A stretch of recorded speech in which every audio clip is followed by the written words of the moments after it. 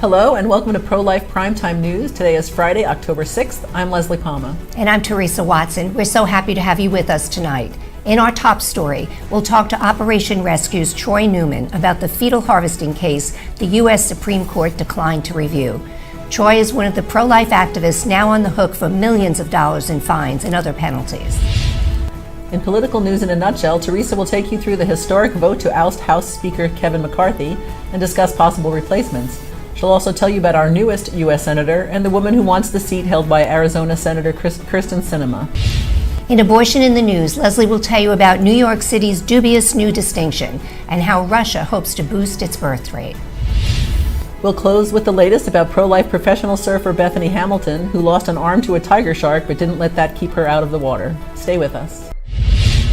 The U.S. Supreme Court dealt a blow to pro-lifers this week when it declined to review a case that exposed fetal harvesting in the abortion industry. Incredibly, as Peter Breen from the Thomas More Society explained a few weeks ago on the show, those who expose this gruesome practice are the ones in trouble. Now that their appeals have reached a dead end, 4 pro-lifers are on the hook to pay $2.5 million in damages to Planned Parenthood. Another $14 million they were ordered to pay in attorney's fees remains the subject of an appeal. Our guest this evening is Troy Newman, president of Operation Rescue, one of the 4 staring down a multi-million-dollar judgment. Welcome to the show, Troy. Hey, thank you. Great to be here.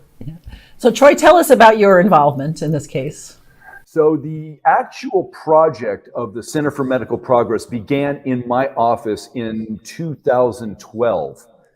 David Daleiden came from Lila Rose's live action in Washington, D.C., and as he came across the United States, I had a small relationship with him when he worked for live action. I said, come to our office. I have a great project that I've been wanting to work on that's something I can't do because I'm very well known in the abortion industry, but we can embed you into the abortion cartel and big abortion. Myself and Mark Crutcher, another great friend of Priests for Life, tutored David and helped launch this program and project that ultimately led to the salacious nature of these videos that showed literally these abortionists talking about how they dismember these living babies, still alive babies, and sell their body parts off to the highest bidder. Wow. Well, were you surprised that the Supreme Court declined to review the case? I mean, especially given that the court has a pro-life majority. Yeah, so that's a great question. It's been asked of me several times over the last many days. And the answer is no. This case was lost in the first 2 months of the litigation back in 2015 when we were first sued by the National Abortion Federation and Planned Parenthood Federation of America. And I might note, nobody's ever been sued by the National Abortion Federation or Planned Parenthood Federation of America. I've been sued by smaller, little entities, but these are the big guys in the abortion cartel. But they have a hand-picked judge in San Francisco appointed by President Obama, radically pro-abortion, wife sits on the board of Planned Parenthood, denied all of our discovery.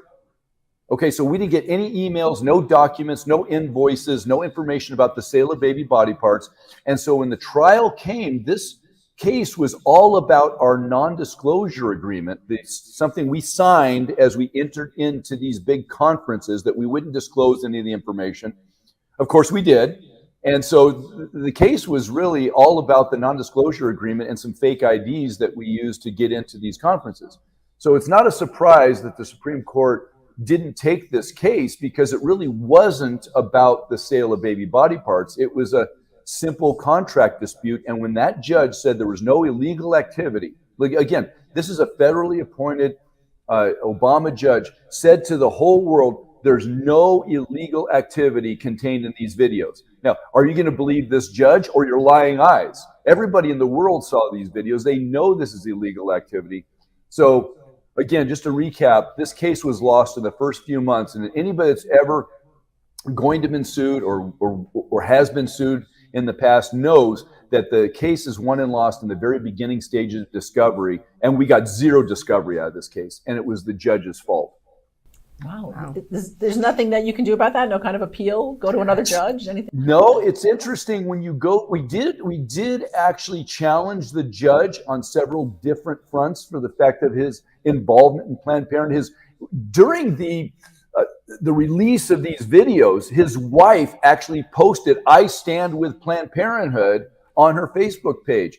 And who's some of her best friends? Guess what? Kamala Harris, who was the Attorney General of California at the time, who later filed charges against two of my colleagues. So this was something that happened right in the very beginning, and we appealed to a magistrate judge on the merits of discovery. It's actually the same thing that's happening in the Mike Lindell case. He's not getting discovery out of the big Dominion voting machines. It's the same thing that happened with Fox News. They're not getting discovery. We want to dig into these machines and find out what's inside of them. We can't do it. We want to dig into Planned Parenthood to see all the emails and all the invoices and all the documentation about how they sell baby body parts, and we weren't able to. So how can we prove our case if the judge looks at the videos when Deborah Nucatola says, I sell baby body parts, and we can't get the documentation for it, and the judge says, hey, this isn't illegal. So yeah, it's a difficult proposition, but I want to remind your viewers here, it's not just this case, it's not just President Trump. The system is corrupt from head to toe. The system's corrupt from head to toe, and we need a complete revival and a rooting out of these baby killers and anti-American individuals that are embedded in our judicial system. Well, you mentioned Deborah Nucatola, and I will never forget her in that first video talking about crushing below and crushing above to make sure she doesn't damage the lucrative organs of this child who's still alive. Right. Do you think at the very least that these videos opened Americans' eyes to the truth about abortion? Absolutely. It was a game changer.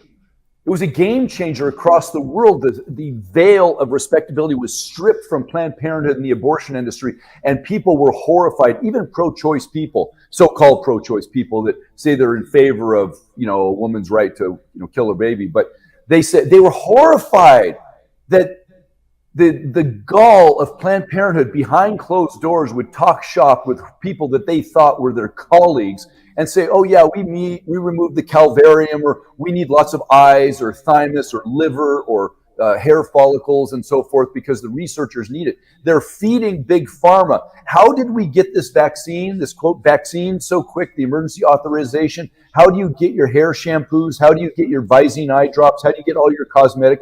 It's tested on aborted babies. And the pipeline from Planned Parenthood and the abortion cartel into big pharma and to the teaching universities and research labs that Fauci is running around the world comes directly through the baby body parts for sale industry. And now everybody in the world knows it. The question is, what are we going to do? What are we going to do about it? Are we going to shut these ghouls, these vipers, these ticks on society? Are we going to shut them down, or are we going to allow them to continue to kill children and sell their bodies? So, Troy, you're convinced that fetal harvesting is still going on then? Not only is fetal harvesting going on, and that is a very real thing that Mark Crutcher exposed back in 1999. We re-exposed it in 2012 through 15. It's still going on.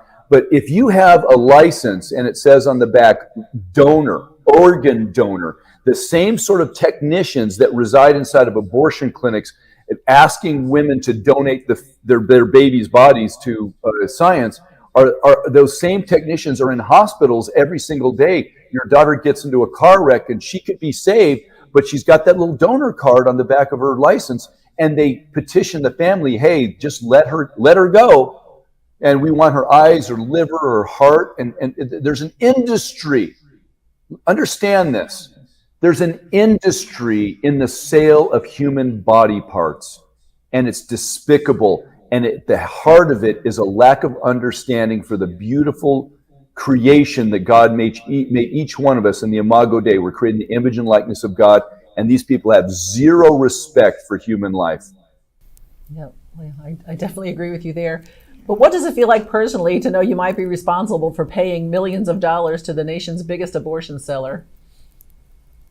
Come and get it. I'll write you a check. I've got a charge card with a $500 limit. No, in all seriousness, I mean, when you triple the damages and quadruple this, it's racketeering this, and depending on whose calculator you run, it's $16 to $20 million. Who's got that sort of money? And if I had that money, if I was if I was Bill Gates or Warren Buffett or Elon Musk, I would not write a check for a penny to the abortion cartel. These people are snake oil salesmen. They're charlatans. They're selling the world this idea that killing children can benefit humanity. It's despicable. I find them ghouls. I find them vampires, werewolves, ticks on the backs of society. They're never getting a dime from me unless they're going to come and hold me down and extract it. Well, that could happen. So Well, bring it on. Well, Troy, this is obviously not the outcome we were all hoping for, but we thank you for helping to bring this crime to light and for everything that you do and Operation Rescue for, for saving life. And thank you so much for taking the time to join us tonight. Well, thank you. It's an honor to be here. And honestly, it's an honor to serve God in this capacity. It's an honor to be called a racketeer for life. I wear that as a badge of honor. I don't have any tattoos, but maybe if I do, I'll get one on the forehead. Racketeer for life to save babies, and Planned Parenthood can pound sand. All right, well, run that tattoo idea past your wife first. Thanks so much for coming on. All right, ladies, take care. Thank you, Troy. Good night. At the top of political news this week, Speaker Kevin McCarthy was voted out of the job Tuesday in an extraordinary showdown, a first in U.S. history, forced by a contingent of hard-right conservatives and throwing the House and its Republican leadership into chaos. It's the end of the political line for McCarthy, who told lawmakers on Tuesday night that he would not run again for Speaker. I may have lost this vote today, but as I walk out of this chamber, I feel fortunate to have served, McCarthy said at a press conference at the Capitol, alternating between an upbeat assessment of his speakership and angry score settling of those who ousted him. Still, he said, I wouldn't change a thing. McCarthy's chief rival, Representative Matt Gaetz of Florida, orchestrated the rare vote in which 8 Republicans joined Democrats in calling for McCarthy's ouster.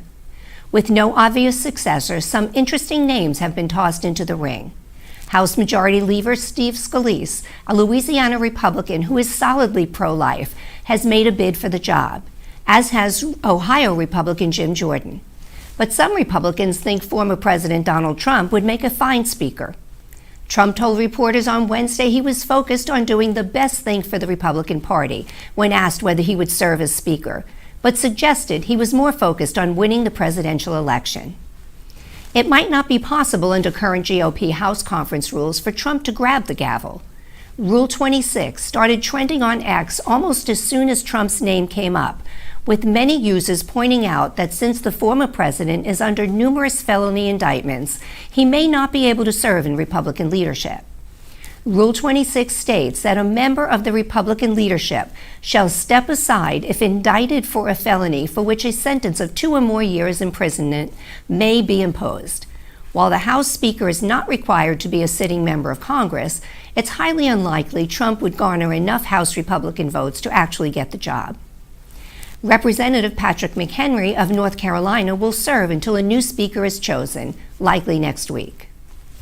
In other news, it appears that a Maryland resident has become a U.S. Senator representing California.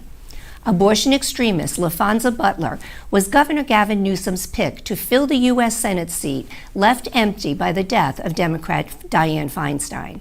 Butler was sworn in on Tuesday by her longtime pal, Vice President Kamala Harris. Until her appointment to finish Feinstein's term, Butler was the head of Emily's List, a pro-abortion organization that works to elect candidates who, like her, support taxpayer-funded abortion without restriction. Butler is the first openly LGBTQ person to represent California in the Senate, and her appointment fulfills a promise Newsom made to fill the seat with a Black woman. Until 30 days ago, her residence was listed as Silver Spring, Maryland. Priests for Life National Director Frank Pavone said, Newsom's choice shows once again the complete extremism of the Democrat Party on abortion. They want no restrictions. They don't want to just allow it, they want to promote it. The choice Americans face in these upcoming elections is whether they want more abortion or less. The Democrats will give them more, the Republicans less. Butler, 44, will serve until California voters elect a senator in November 2024. She could run herself, but has not yet indicated whether she would do so. Several California Democrats already have expressed their intentions to run. More news from the U.S. Senate. Carrie Lake, a Republican who ran for governor of Arizona last year, has filed paperwork to run in what is likely to be one of the most competitive Senate races in 2024. Incumbent Senator Kyrsten Sinema, who left the Democratic Party last year to become an independent, has not confirmed whether she will run for re-election, but a prominent Democrat, Representative Ruben Gallego, is already challenging her. Mark Lamb, a right-wing sheriff and an ally of former President Donald Trump, is also running. Republicans in Idaho and Missouri will have to attend caucuses to make their presidential picks next year after the two states' GOP-led legislatures canceled their presidential primaries and then missed a deadline to reinstate them. Presidential caucuses in both states are planned March 2nd, putting them near the front of the national presidential selection process. Both states would have been scheduled to hold March 12th primaries had lawmakers not eliminated them. The Republican National Committee told presidential hopefuls Chris Christie, former governor of New Jersey, and entrepreneur Vivek Ramaswamy, that if they went through with a planned joint appearance on Fox News, they would be forbidden from participating in subsequent committee-sanctioned debates. The warning, relayed to Politico by a person familiar with the conversations, had an effect. The candidates and network decided to change up the format. Instead of appearing side by side, the two sat for separate segments, which the RNC approved. Republicans in California apparently thought better of dropping opposition to abortion from their party platform. On Saturday, members of California's GOP convention overwhelmingly rejected the proposal, with no debate. And finally, a Democratic legislature from central Wisconsin announced Tuesday that she is running for U.S. Representative Derek Van Orden's seat next year. State Representative Katrina Shankland joined a crowded field of Democratic challengers in western Wisconsin's 3rd Congressional District. Former La Crosse County Board Chair Tara Johnson, small business owner Rebecca Cook, and Harvard Law student Aaron Knights all have announced plans to run. Van Orden, a former Navy SEAL, narrowly defeated Democratic Senator Brad Pfaff to flip the seat of the GOP last year after longtime Democratic incumbent Ron Kind chose not to seek re-election.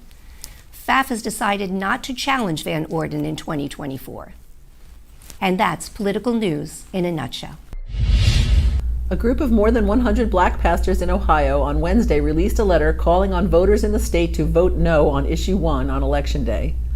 This is a moral issue, and for the black community in particular, it is a life and death matter, the letter reads. Only 13% of Ohio's population is black, yet 48% of abortions undergone by residents of our state are performed on black women, a tragic and difficult reality that our community cannot ignore. Even more alarming is the number of black children, 20 million, who were killed in the womb between 1973 and the overturning of Roe v. Wade by the U.S. Supreme Court last June. That is enough to fill Ohio Stadium more than 194 times. Ohio voters will decide on an amendment to the Constitution that would invent a right to abortion and supersede all other laws Ohioans have passed to protect the unborn and their mothers. Early voting in the state begins on Wednesday. The letter from the pastors also called on the abortion industry to, quote, account for its dark history and depraved legacy. Teresa and I are both native New Yorkers, so it pains me to have to report that New York City has earned the dubious distinction of being the first municipality in the nation to offer abortion kits on demand. Mayor Eric Adams announced Monday that healthcare providers will prescribe and deliver medical abortion pills on demand after virtual or phone appointments. The Virtual Express Care program will have doctors and counselors available for video and telehealth appointments from 9 a.m. to 9 p.m. 7 days a week. Women up to 10 weeks pregnant are eligible to participate. Mothers with insurance may have a copay, but those without insurance will receive the deadly abortion pills by mail free of charge. A pro-abortion organization called Free and Just will continue its misinformation campaign in Nebraska. In August, the group paid for billboards to be erected with the message, "Women are going to jail under Nebraska's abortion ban." This week, the lie took to the skies, with a banner bearing the same message flown over rush-hour clogged highways in Omaha and over a Nebraska Cornhuskers college football game. The problem with the message is that it's not true. 2 women have been sentenced to jail terms because of an illegal abortion, but it had nothing to do with the current law that protects babies from abortion at 12 weeks. Celeste Burgess and her mother, Jessica Burgess, discussed on Facebook Messenger their plans to kill Celeste's baby with abortion pills, even though at 29 weeks pregnant, Celeste was way beyond the state's then limit of 20 weeks. They burned and buried the baby's body, then lied about how the baby boy died. Celeste was sentenced to 90 days in jail, and her mother was sentenced to 2 years on 3 felony counts. A rural Texas county on the New Mexico border is the latest municipality to take on abortion as part of the Sanctuary Cities movement. Commissioners in Cochran County last week voted to impose penalties on people using the county's roads to knowingly transport someone seeking an abortion, though the mother herself would not be liable for fines. The law would be enforced through private civil lawsuits. A federal judge threw women's safety under the bus by blocking portions of North Carolina's laws protecting babies from abortion. Judge Catherine Eagles granted a preliminary injunction to Planned Parenthood South Atlantic, putting on hold a section of the law calling for determination and documentation of an intrauterine pregnancy before chemical abortion, and another calling for abortions beyond 12 weeks to take place in hospitals. And finally, in 1920, the newly communist Russia became the first nation in the world to allow abortion in all circumstances. But now, suffering from an extremely low birth rate, Russia will restrict the sale of the abortion drugs mifepristone and misoprostol from September 2024 until September 2030. Individuals seeking the drug will need a prescription from a doctor, and medical providers will have to carry a special license to prescribe the deadly pills. Last year, 1.4 million abortion pills were sold in Russia, a 60% increase over the year before. And that's Abortion in the News. Bethany Hamilton, a championship-winning professional surfer, both before and after losing her arm in a 2003 shark attack, has signed on as a brand ambassador for a new pro-life diaper company called Every Life. Every baby is a miracle, and I couldn't be more excited to represent Every Life, the mother of 4 said in a statement. Every Life's dedication to cherishing and safeguarding every baby, born and unborn, aligns with my own values. As reported first by the Daily Signal, Every Life is a diaper company launched by Public Square, an app that provides an online marketplace for people to buy products from businesses whose values reflect their own priorities. Having children has made me to be intentional in all areas of my life, Hamilton said in a social media post for the company. Choosing who and what we support day to day sends a message and matters. So with all the diapers our family uses, it makes sense to support a company that upholds the values that I cherish. Sarah Gable Seifert, co-founder and president of Every Life, said the company is honored to partner with Hamilton.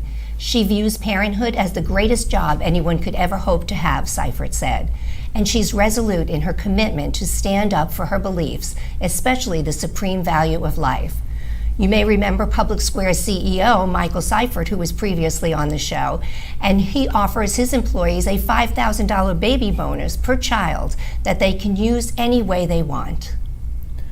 Hamilton was just 13 when she was attacked by a 14-foot tiger shark in the Pacific Ocean off Kauai. Despite losing her arm from the shoulder, she returned to surfing just 26 days later. A devout Christian, she told the story of the attack in her 2004 autobiography, Soul Surfer, which was made into a movie of the same name in 2011. Controversy surrounded the film because of a Bible verse recited by a character played by country singer Carrie Underwood. According to The Hollywood Reporter, an executive at Mandalay Pictures thought Underwood should read the verse without saying it came from the Bible. In another scene, the executive digitally removed the words Holy Bible from the cover of the book. After the Hamilton family objected, both elements were restored. Thank you so much for joining us on Pro-Life Primetime News, produced at Priest for Life headquarters in Titusville, Florida. If you like our show, please support us by making a donation to prolifegift.org. These donations help fund all of our work here at Priest for Life, which enables us to continue educating, equipping, and activating God's people to end abortion. For all your pro-life news updates during the week, please follow us on X, formerly known as Twitter, at Pro-Life News Show. I'm Teresa Watson, Executive Manager. I'm Leslie Palma, Communications Director. Remember, life is the only choice.